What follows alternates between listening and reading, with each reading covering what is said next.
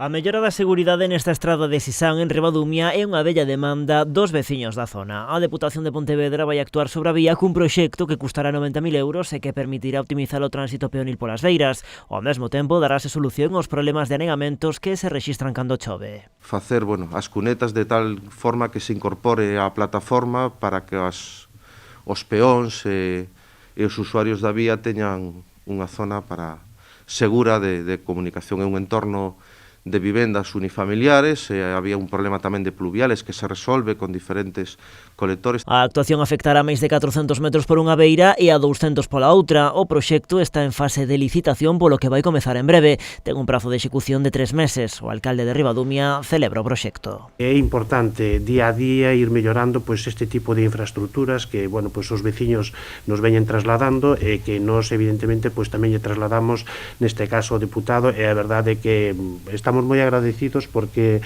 se fixo unha xestión razoablemente rápido. Estas obras servenlle ao deputado para reivindicar a necesidade de seguir traballando nos concellos máis rurais da provincia para fixar poboación. A inversión da Diputación ten que volcarse tamén cos concellos rurais, coa importancia que ten